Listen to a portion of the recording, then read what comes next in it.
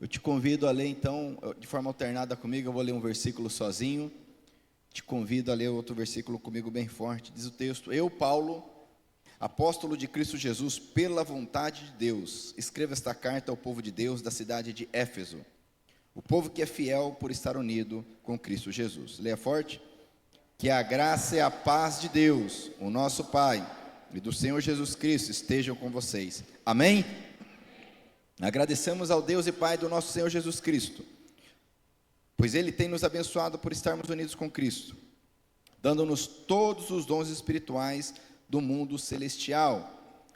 Antes da criação do mundo, pode ler bem forte. Antes da criação do mundo, Deus já nos havia escolhido para sermos dele, por meio da nossa união com Cristo, a fim de pertencermos somente a Deus e nos apresentarmos diante dele sem culpa. Por causa do seu amor por nós, Deus já havia resolvido que nos tornaria seus filhos por meio de Jesus Cristo, pois este era o seu prazer e a sua vontade. Leia bem forte.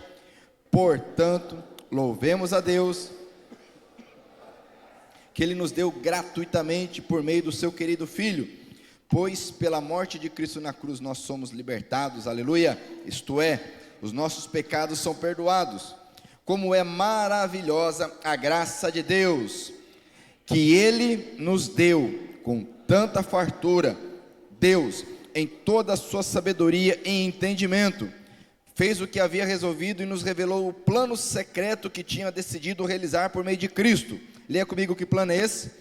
Esse plano é unir, no tempo certo, debaixo da autoridade de Cristo, tudo o que existe no céu e na terra. Todas as coisas são feitas de acordo com o plano e com a decisão de Deus, de acordo com a sua vontade e com aquilo que Ele havia resolvido desde o princípio. Deus nos escolheu para sermos o seu povo por meio da nossa união com Cristo. Portanto, digo que nós, que fomos os primeiros a pôr a nossa esperança em Cristo, louvemos a glória de Deus. A mesma coisa aconteceu também com vocês, quando ouviram a verdadeira mensagem, a boa notícia que trouxe para vocês a salvação. Vocês creram em Cristo, e Deus pôs em vocês a sua marca de proprietário, quando lhes deu o Espírito Santo, que Ele havia prometido. Leia bem forte. É a garantia que receberemos o que Deus prometeu ao seu povo. Isso nos dá a certeza de que Deus dará a liberdade completa aos que estão seus. Portanto, louvemos a sua glória. Amém? Vamos orar mais uma vez. Paizinho querido e santo Deus, obrigado. Nós te louvamos, te adoramos, ó Pai, pela maravilha da tua obra em nossas vidas. Obrigado pelo privilégio que temos de mais uma vez estarmos aqui, Senhor, para louvá-lo, adorá-lo, exaltá-lo. Obrigado, ó Pai, pela tua palavra. Ó Pai, nós pedimos sabedoria e graça para compreendermos a tua palavra, Senhor. Que ela penetre no mais profundo de cada um de nós, trazendo vida, salvação, cura e libertação, ó Pai. Nós oramos gratos a Ti em nome de Jesus. Amém? Glória a Deus. Pode se sentar. Bendito seja Deus. Aleluia.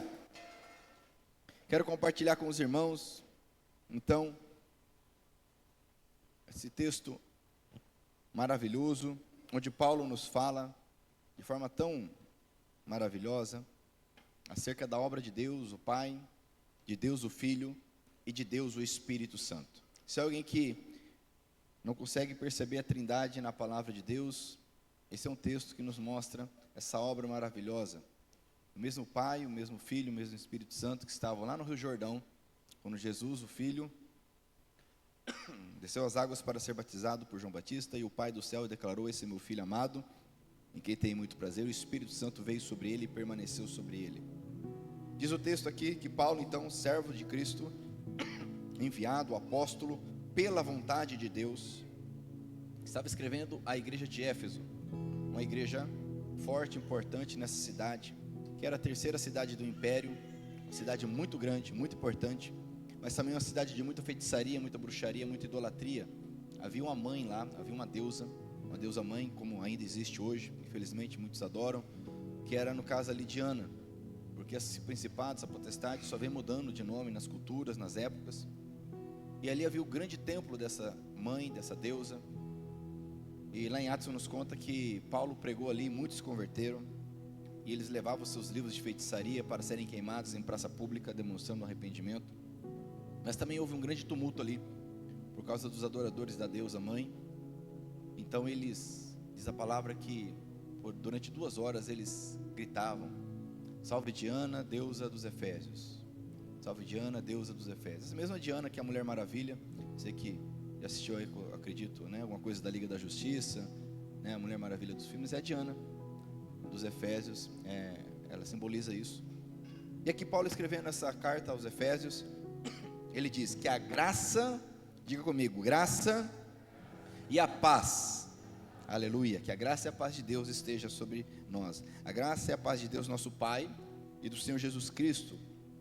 A graça que é maravilhosa, a graça que é o favor imerecido de Deus por nós.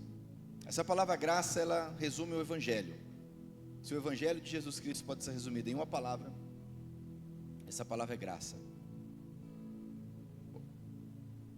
Essa palavra que é trabalhada no Antigo Testamento, mas ela é desenvolvida de uma forma poderosa aqui no Novo Testamento. Essa graça que é a causa do favor de Deus. E nós temos aqui a causa do favor imerecido de Deus e a consequência do favor imerecido de Deus, que é a paz, a shalom. Diga comigo, shalom. Então ele diz a graça e a paz de Deus. Esse é o cumprimento dos cristãos desde os séculos, desde o início, a graça e paz de Deus, o nosso Pai. É interessante que o Deus agora é chamado de Pai, de uma forma poderosa na Nova Aliança. É interessante que no Antigo Testamento a palavra Pai aparece quase 1.500 vezes. Veja bem, quase 1.500 vezes, mas apenas 15 vezes se refere a Deus como Pai. Já no Novo Testamento nós temos 400 e poucas vezes a palavra Pai, e mais de 250 se refere a Deus, agora o nosso Pai. Tanto que vimos em culto passado que a oração do nosso Senhor começa como? Como? Pai nosso. Então a graça e a paz, a shalom de Deus, o nosso Pai, e diz aqui Jesus Cristo, Senhor. Diga comigo, Senhor. Quírios. Quem era o Quírios? Quem era o Senhor? Era o imperador, era o Deus. Essa palavra Quírios, ela é utilizada no Antigo Testamento, o grego, para se referir a vários tipos de senhores, mas também ela é usada para se referir ao nome sagrado de Deus. Alguns dizem Yahvé, né? E agora esse título, Quírios, Senhor, se refere ao nosso Senhor Jesus. Por isso que a Bíblia diz: se você crer no teu coração que Deus o Pai o ressuscitou dentre os mortos, e confessar, declarar, formalizar com a sua boca que Jesus é o Senhor, é o dono, Ele é o Quírios, Ele é o Senhor da tua, não é teu Salvador. Nós temos que declarar que Ele é o Senhor, o dono, porque a Bíblia diz que Ele comprou com seu sangue povos de todas as tribos, línguas e nações. Se nós declararmos que Ele é o Senhor, então seremos salvos, diz a Bíblia lá em Romanos capítulo 10, versículo 9 e 10. E com esse entendimento, Paulo vai então trazer aqui a obra do Pai, a obra do Filho e a obra do Espírito Santo. Ele vai dizer do versículo 3 até o versículo 6 a obra do Pai. Em seguida ele vai falar do Filho e por fim o Espírito. Ele vai dizer no versículo 3: agradeçamos ao Deus e Pai, ou seja, louvado, bendito seja o Deus e Pai do nosso Senhor Jesus Cristo. Olha só, pois Ele nos tem abençoado, veja bem, por estarmos unidos com Cristo. Olha só, por estarmos unidos com Cristo, Deus nosso Pai tem nos abençoado, dando-nos o quê? Veja bem, todos os dons espirituais do mundo espiritual. Amém? O grande problema do cristão é não utilizar, não tomar posse dos dons espirituais, a alegria, a justiça, a paz, os dons de milagres, a ousadia, a fé, porque Deus nosso Pai nos deu, diz aqui, por estarmos unidos em Cristo Jesus, todos os dons espirituais. É interessante, porque na aliança do Antigo Testamento, porque a palavra dom significa presente, bênção, né? No Antigo Testamento nós vemos algo semelhante com o povo de Israel, mas as bênçãos no Antigo Testamento tinham uma ênfase um pouco diferente, alcançavam também a questão espiritual, mas principalmente eram bênçãos materiais, era prosperidade, era o gado, era a terra, era a multiplicação. Tanto é que muitos, com esse entendimento distorcido, alguns criaram a chamada teologia da prosperidade. Isso vem lá dos Estados Unidos, década de 70, 80, com base nas bênçãos do Antigo Testamento. Mas as bênçãos do Novo Testamento são muito superiores. Diga comigo, muito superiores. Diga comigo, muito superiores. Porque não são dons materiais, são dons espirituais, diz o texto. Deus tem algo maior para nós na nova aliança. Ela é muito superior à antiga. Porque Deus não está nos dando uma terra para criarmos um estado, uma nação de reis e sacerdotes, como foi a promessa e a promessa para Israel, mas Deus nos traz o caminho, a verdade e a vida para termos acesso direto ao Pai, como sacerdotes, sabendo que agora nossa pátria não é aqui, nossa pátria é celestial. Quem crê, diga amém. Mas que bênçãos são essas? Que dons são esses? Paulo começa a descrever aqui a partir do versículo 4, olha só: antes da criação do mundo, Deus já nos havia escolhido, para sermos dele, por meio da nossa união com Cristo, a fim de pertencermos somente a Deus, e nos apresentarmos diante dele sem culpa, amém? Diga comigo, sem culpa. Deus já havia estipulado esse plano, antes de tudo, antes da fundação do mundo. Por quê? Porque nós temos uma limitação chamada tempo. Nós temos passado, nós temos presente e nós temos futuro, sim ou não? Nós estamos limitados a isso. E quem criou isso, quem criou o tempo foi Deus. Deus não tem passado, não tem presente, não tem futuro. Deus é Deus, Ele está além do tempo. Deus não é eterno porque Ele não envelhece. Deus é eterno porque Ele está além do tempo, porque Ele criou o tempo. Deus não é aquele Senhor barbudo que a gente vê algumas figuras, o Pai, um Senhor com cabelo comprido, barba comprida branca. Deus, Ele é eterno, não há tempo para Ele. Então desde sempre Ele, diz o texto, escolheu para, por meio da nossa união com Cristo, pertencermos somente a Ele. Então Deus escolheu, diga comigo, Deus escolheu. Ele desejou isso. E diz aqui, por causa do seu amor por nós, Deus já havia resolvido. E aqui está a grande questão, que Ele nos tornaria seus filhos, aleluia, por meio de Jesus Cristo, pois este era, olha só, o seu prazer e a sua vontade. A grande maravilha, o grande presente é sermos feitos filhos de Deus, mediante Cristo Jesus. Esse é o grande plano, tudo se resume nisso. Porque como filhos temos um Pai, Pai nosso que estás no céu. Como filhos temos as promessas, como filhos temos a herança, como filhos temos um irmão, que é Jesus Cristo, o nosso Senhor, o primogênito.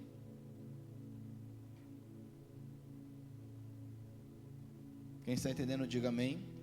Por isso ele vai dizer aqui no versículo 6, portanto louvemos a Deus pela sua gloriosa graça, bendito seja Deus, amém?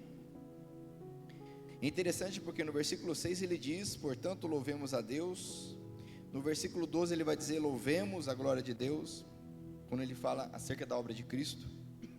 E no versículo de número 14 ele vai dizer, portanto louvemos a sua glória, quando ele fala da obra do Espírito Santo. Então nós vemos aqui a Trindade, o Pai, o Filho e o Espírito Santo. O Pai escolheu, amém? Diga comigo, o Pai escolheu, e pela glória e graça dele, amados, diz aqui no versículo 6, Portanto, louvemos a Deus pela sua gloriosa graça que Ele nos deu gratuitamente por meio do seu querido, amado, precioso Filho. Amém? Agora veja bem, o Pai escolheu, mas Cristo Jesus redimiu. Diga comigo, Cristo redimiu. Diz o versículo 7: pois pela morte de Cristo na cruz, nós somos libertados, isto é, nossos pecados são perdoados. Aleluia! Como é maravilhosa a graça de Deus. Então o Pai escolheu e o Filho redimiu.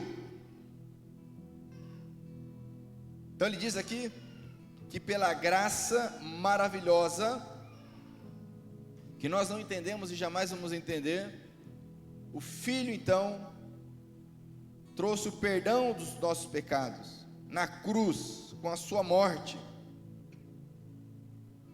Graça que nos diz aqui, foi dada com tanta fartura. Olha só, Deus em toda a sua sabedoria e entendimento, fez o que havia resolvido, nos revelou o plano secreto, o mistério que foi revelado agora, na plenitude dos tempos, com a vinda do Filho, com o verbo que se fez carne e habitou entre nós. O plano secreto que tinha decidido realizar por meio de Cristo. Diga assim: em Cristo Jesus somos filhos de Deus. Essa é a questão. Temos a redenção, o perdão dos pecados. Que plano é esse? O versículo 10 vai dizer: esse plano desde o início, desde sempre. Esse plano que era um mistério, agora não é mais, pois foi revelado. Esse plano secreto é unir na plenitude dos tempos. Aqui esse texto traz no tempo certo, porque Deus, Ele age no tempo certo. Amém?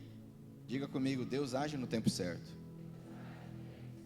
Não foi no tempo de Moisés, nem de Abraão, nem de Davi, nem de Isaías, nem de Jeremias. Foi no tempo certo. No tempo certo, aprove o Senhor que o Espírito Santo envolvesse Maria, e ela concebesse, e o verbo se fizesse carne e habitasse entre nós. No tempo certo, na plenitude dos tempos. Esse plano então era unir debaixo da autoridade de Cristo. Literalmente o texto diz: unir tudo que existe debaixo da cabeça em Cristo. Aqui diz tudo que existe no céu e na terra. O plano de Deus, amados, é colocar ordem no caos. Presta atenção nisso. A Bíblia diz lá em Gênesis capítulo 1 que no princípio criou Deus os céus e a terra. E como era a terra? Como era a terra? Sem forma e vazia. E o Espírito de Deus pairava sobre as águas do abismo. Sim ou não? Mas então a palavra de Deus, e João capítulo 1 nos explica que a palavra é Cristo. Então nós vemos o Pai criando, o Espírito Santo pairando, e a palavra sendo liberada agora, para que haja ordem. E assim foi feito. Essa ordem foi confiada a um homem chamado Adão, criado à imagem e semelhança de Deus. Porém ocorre que esse homem, que então era o cabeça da criação, a autoridade ali, feita à imagem e semelhança de Deus, este homem, ele desobedece. Sua esposa Eva é enganada pela serpente, e ele desobedece a Deus. E a partir de então se instala novamente o caos, novamente a morte, novamente as trevas e a escuridão. Trevas essas que até hoje cegam as pessoas para que não vejam a luz do Evangelho. E a Bíblia diz então, conforme Paulo escreve, que o segundo Adão surge na face da terra, o verbo que se fez carne. E acontece algo que alguns vão chamar de recapitulação, uma nova cabeça é colocada agora.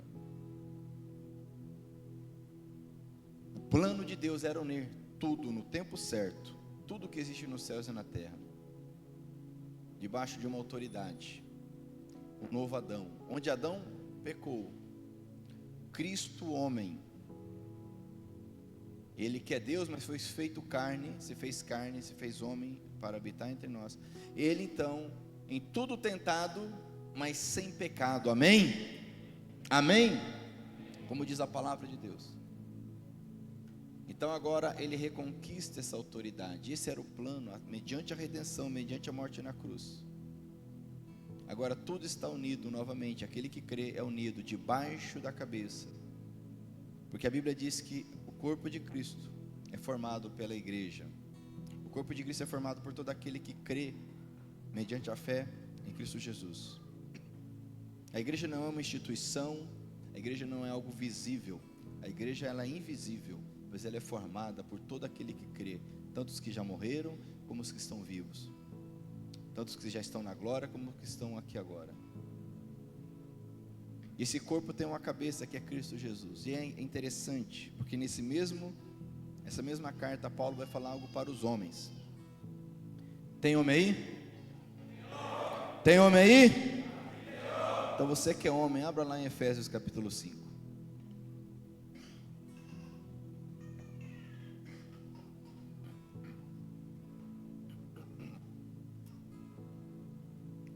O plano era unir, no tempo certo, tudo debaixo da autoridade de Cristo. Tudo debaixo da autoridade, da cabeça que é Cristo. E aqui no capítulo 5, Paulo falando acerca do casamento. Se existe uma instituição que representa o relacionamento de Deus com o seu povo, é o casamento. Por isso que o casamento é desprezado, não é aceito, não é valorizado em nossa sociedade mais. Dizem que o casamento é algo falido, algo que oprime, algo que é contrário à natureza humana, algo patriarcal e por aí vai. Tantas outras asneiras e abobrinhas que a gente ouve por aí. Mas o casamento, a Bíblia diz, é algo que é comparado a um mistério, aqui no capítulo 5 vai dizer, ao relacionamento de Deus com a igreja, de Cristo com a igreja. E nesse relacionamento nós temos aqui, versículo 25 diz, a função do marido. Marido ama sua esposa assim como Cristo amou a igreja e deu a sua vida por ela. Ele fez isso para dedicar a igreja a Deus, lavando-a com água e purificando-a com a sua palavra. E fez isso para também poder trazer para perto de si a igreja em toda a sua beleza, pura e perfeita, sem manchas ou rugas, ou qualquer outro defeito. O homem deve amar a sua esposa assim como ama o seu próprio corpo. O homem que ama a sua esposa ama a si mesmo. Amém? Então o amor de Cristo pela igreja. Isso é interessante, porque a Bíblia vai dizer, aqui mesmo, que o homem é o cabeça da sua casa, o homem é o cabeça da mulher, assim como Cristo é o cabeça da igreja. E olha que interessante isso.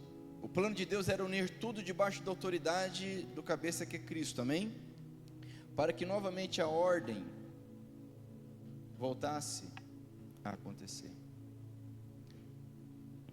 Hoje não é diferente, os homens precisam se posicionar em Cristo Jesus, para que haja ordem, para que haja paz, para que haja o governo de Cristo em seus lares. E toda vez que o homem não se posiciona, o lar, ele padece. E é isso que nós vemos em nossa sociedade hoje. Homens abandonando os lares, as mulheres fazendo o máximo que podem. Nós vemos a ausência paterna como uma chaga em nossa sociedade. Então você, homem, como cabeça, precisa se posicionar como Cristo um dia se posicionou, porque o plano de Deus é que tudo seja colocado em ordem debaixo de uma autoridade. Amém? Amém? Quem está entendendo, diga glória a Deus.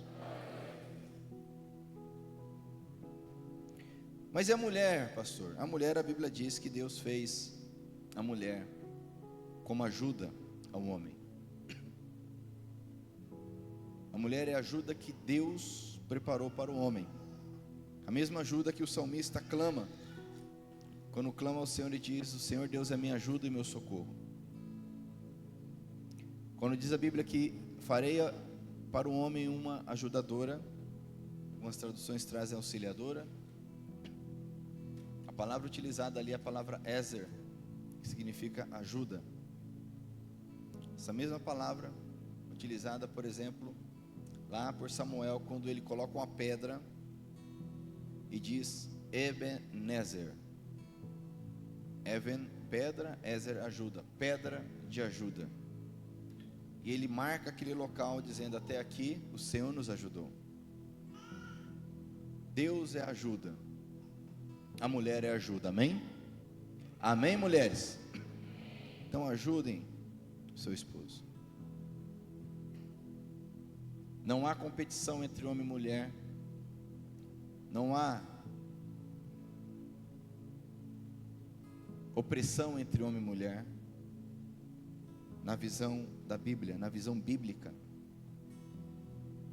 Agora, o homem oprime a mulher, sem dúvida, porque não possui Deus. O homem e a mulher competem, sem dúvida, porque não estão debaixo da direção do Espírito Santo de Deus. Se estiverem debaixo da direção do Espírito Santo, são uma só carne, são uma potência. Deus confiou o plano dele a José e Maria, um homem e uma mulher, um casal. Sim ou não? Sim ou não? Quando Herodes planejou matar as crianças, o anjo apareceu a Maria e falou para ela levar a família ao Egito. Sim ou não? Não. O anjo apareceu para quem? Para quem que o anjo apareceu? Precisamos ler a Bíblia, amados. Essa é a história básica do Evangelho. Essa parte não apareceu no The Chosen, né? Precisamos ler a Bíblia. Fala para o teu irmão: você precisa ler a Bíblia, meu irmão. Para quem que o anjo apareceu? Para José. Falou: pega a tua família, ou seja, Maria, a esposa dele, pega o teu filho Jesus e vai até o Egito. E depois de um tempo morre aquele rei maligno, e o anjo aparece novamente para quem? Para quem? Para José, e fala: pode ir agora, volta, porque está tudo seguro. Então Deus confiou a um homem e a uma mulher, porque os dois, José e Maria, eram uma só carne, porque os dois estavam debaixo do Espírito Santo de Deus. E o homem e a mulher, quando estão juntos, são uma potência. Fala comigo: são uma potência, são uma só carne. Amém? Mas voltando para Efésios capítulo 1, isso não é o tema da mensagem, tá, amados? Isso é só uma pincelada de leve para você entender o que é o casamento. Outra hora a gente fala sobre isso com mais tempo. Versículo 11 vai dizer: todas as coisas são feitas de acordo com o plano e com a decisão de Deus. Você crê nisso? Então diga: Deus está no controle, mesmo quando nós não entendemos. Deus está no controle. Diz o versículo 11: todas as coisas são feitas de acordo com o plano e com a decisão de Deus, de acordo com a sua vontade, com aquilo que Ele havia resolvido desde o princípio. Deus escolheu para sermos o seu povo, por meio da nossa união com Cristo. Percebe o quanto Ele enfatiza a nossa união com Cristo? O cristão, ele precisa estar unido com Cristo Jesus. Não basta ter uma fé ou uma crendice em relação a Jesus. É necessário estar unido. E essa união é possível mediante o Espírito Santo de Deus. Então, por estarmos unidos com Cristo, portanto digo que nós, olha o versículo 12, que fomos os primeiros a pôr a nossa esperança em Cristo, louvemos a glória de Deus. Novamente ele diz: bendito seja Deus. Então ele diz: bendito seja Deus lá no versículo 6, por quê? Porque o Pai escolheu desde sempre, para que por meio de Cristo Jesus sejamos feitos filhos de Deus. Glória a Deus, amém? E agora ele diz que por meio de Cristo Jesus, a sua morte na cruz nos traz redenção, libertação, perdão dos pecados. Por isso, bendito seja Deus, louvemos a glória de Deus. Amém? Amados, só isso é o suficiente para nós louvarmos a Deus. Não precisa mais nada.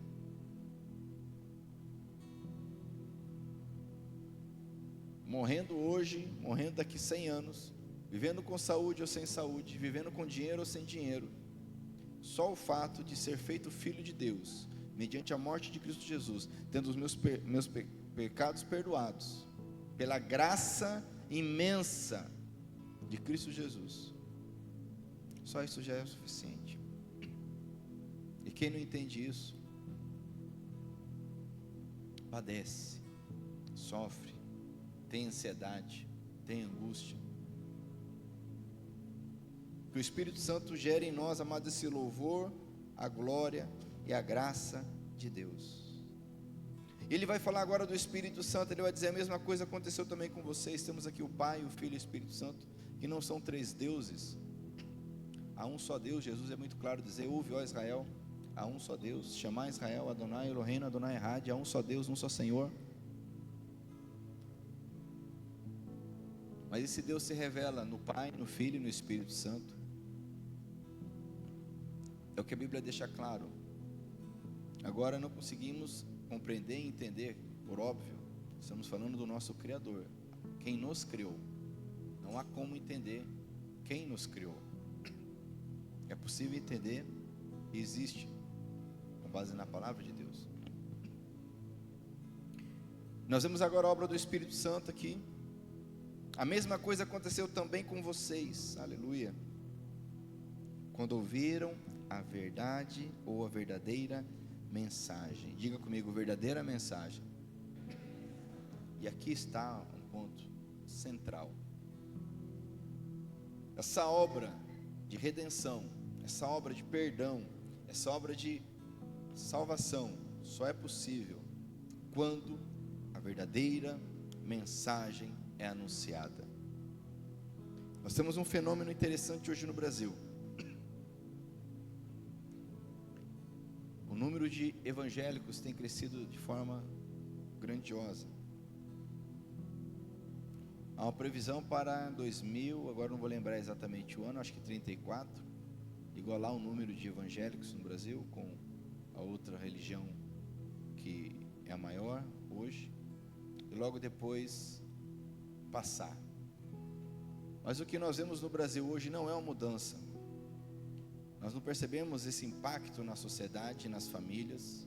Nós percebemos violência doméstica crescendo, percebemos violência crescendo, percebemos o tráfico de drogas crescendo, percebemos corrupção crescendo, porque muito desse crescimento não está envolvido, não está baseado na verdadeira mensagem. Diga comigo, verdadeira mensagem.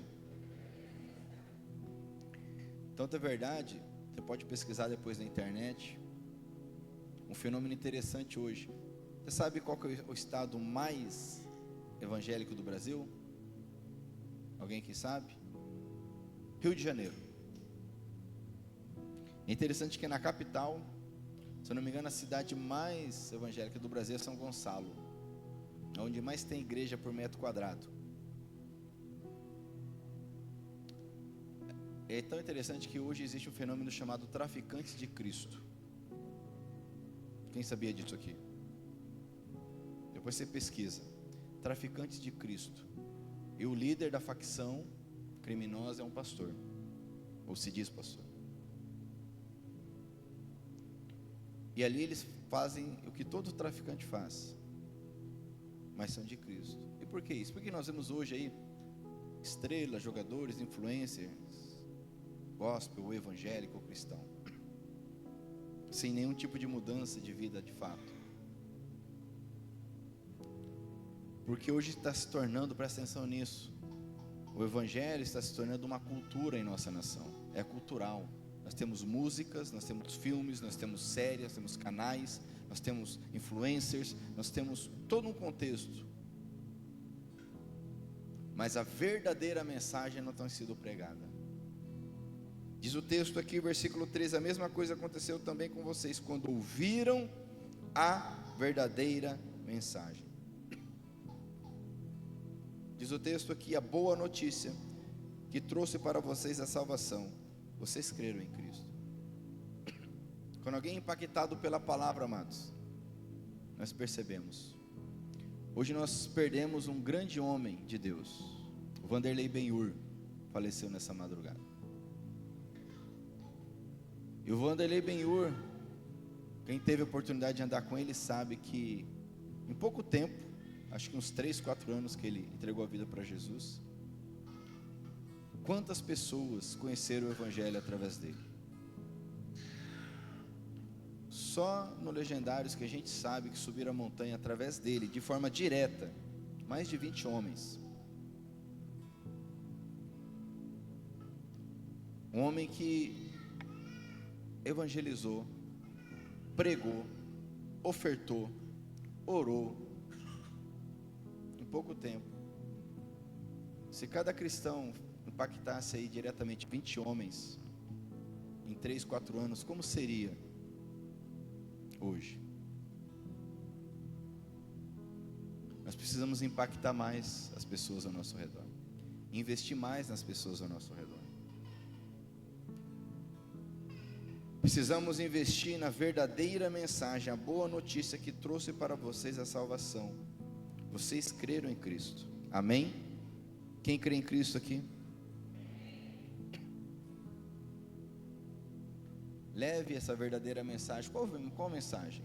Que nós somos pecadores e nós precisamos entregar a nossa vida ao Senhor Jesus, porque Ele morreu em nosso lugar. E a partir do momento que entregamos a nossa vida a Ele, pertencemos a Ele e devemos obedecê-lo, conhecer a Sua palavra e levá-la adiante.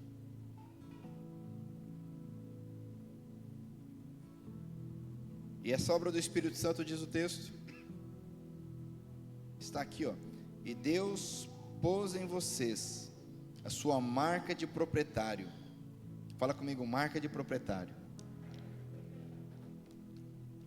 E aqui uma questão. Deus é dono. O cristão tem um dono, tem um proprietário.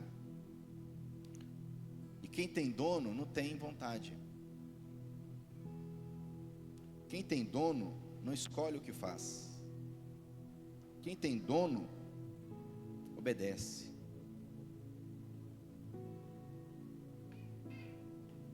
A verdadeira mensagem nos diz que nós temos um dono. A partir do momento que Jesus é o nosso Senhor, nós temos um dono. E se temos esse dono, Ele coloca uma marca em nós. Diz o texto: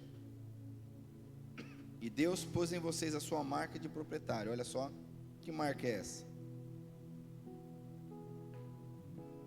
Quando lhes deu o Espírito Santo, que Ele havia prometido. Diga comigo, o Espírito Santo é a marca. Muitos estão andando por aí achando que a marca de ser cristão é ser bem sucedido diante das pessoas. Ter uma empresa, ter um emprego, ter saúde. Alguns estão andando por aí achando que a marca de propriedade é uma posição na sociedade, uma posição eclesiástica. A marca de proprietário ninguém pode ver, e ninguém sabe, a não ser Deus. Essa marca é o Espírito Santo. Ninguém pode ver essa marca, mas pode ver o fruto do Espírito Santo, conforme está lá em Gálatas. Abra comigo a sua Bíblia em Gálatas. Você está no Efésios 1, aberto aí. Então no Gálatas capítulo 5 vai dizer algo interessante, que o Espírito de Deus, que é a marca de propriedade, a marca de proprietário, ele produz algo em nossas vidas. O que ele produz? Olha aí, está escrito aí, versículo 22, mas o Espírito de Deus produz o amor, a alegria, a paz, a paciência, delicadeza, bondade, fidelidade, humildade, domínio próprio. E contra essas coisas não existe lei. Essa marca de proprietário é o Espírito Santo, amados. Jesus disse: eu vou para junto do Pai, mas vocês não ficarão órfãos. Eu enviarei o Espírito Santo, que habitará em vocês, estará com vocês, ensinará todas as coisas acerca do Filho. Diz o texto aqui em Efésios capítulo 1,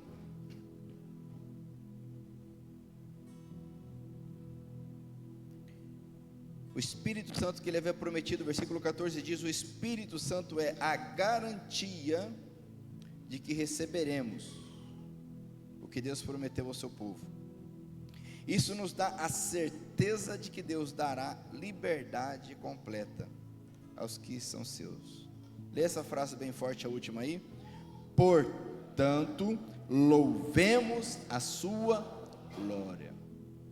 A certeza, a convicção, ela é gerada pela ação do Espírito Santo em nossas vidas. Então nós temos bênçãos espirituais, como Paulo diz aqui: louvemos, agradecemos ao Deus e Pai do nosso Senhor Jesus Cristo, pois Ele nos tem abençoado, por estarmos unidos com Cristo, dando-nos todos os dons espirituais do mundo celestial.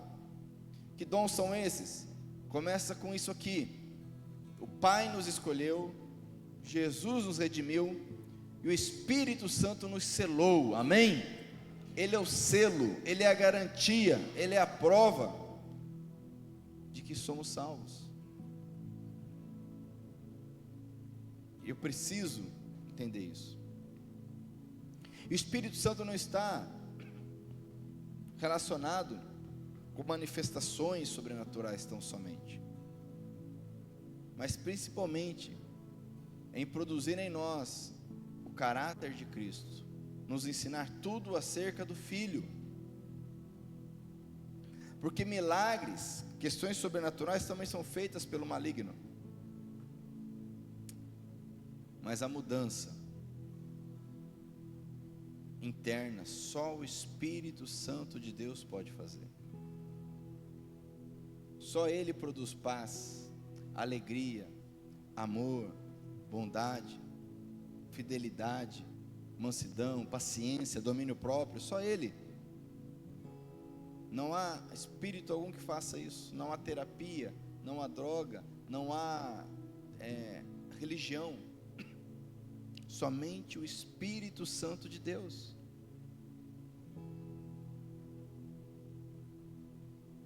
Diga comigo: bendito seja Deus. Aleluia. Por obra tão maravilhosa, tão grandiosa, amados. Por isso que Paulo, ele começa essa carta de forma interessante, trazendo essa verdade, para depois ele discorrer de forma poderosa sobre outras verdades, que veremos no momento oportuno.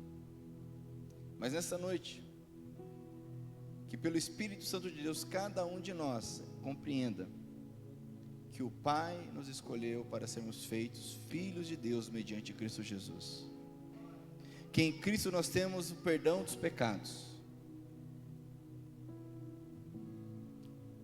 por causa da graça sem medida. Como garantia disso, nós temos um selo, que é o Espírito Santo de Deus, uma marca que nos lembra que temos um dono. Se você não tem dono, cuidado.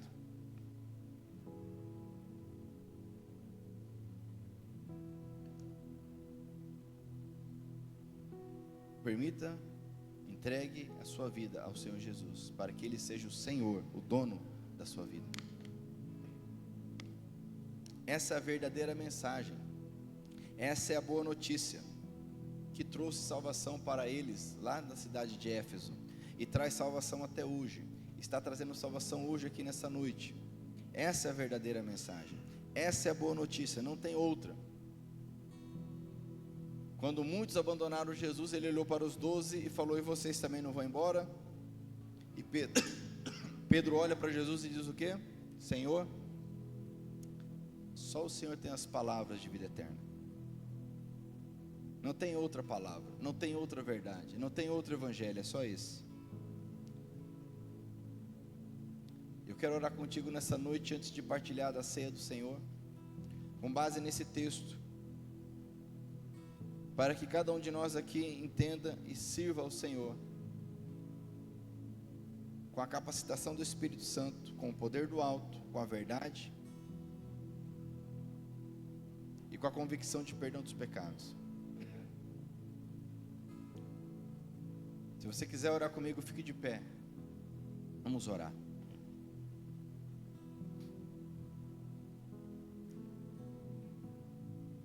Meu irmão, se você tem andado de qualquer forma, mas eu vou na igreja, ok, mas eu sirvo a Deus, mas a questão é, Deus tem sido o seu dono, Deus tem sido a tua referência, Deus tem sido o teu proprietário,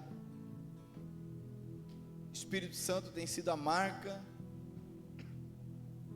de posse, de propriedade do Senhor sobre a tua vida. Essa noite, para nós entregarmos tudo ao Senhor, essa noite para entregarmos nossa vida a Deus, e vivermos de forma a honrá-lo e exaltá-lo. Não mais a minha vontade, mas a vontade dEle. Que venha o seu reino, seja feita a sua vontade. Assim é a oração do Senhor, amém? Feche seus olhos, se você quer orar. E pode orar ao Senhor, fica à vontade. Com as suas palavras, ore a Ele. Ore ao teu Deus.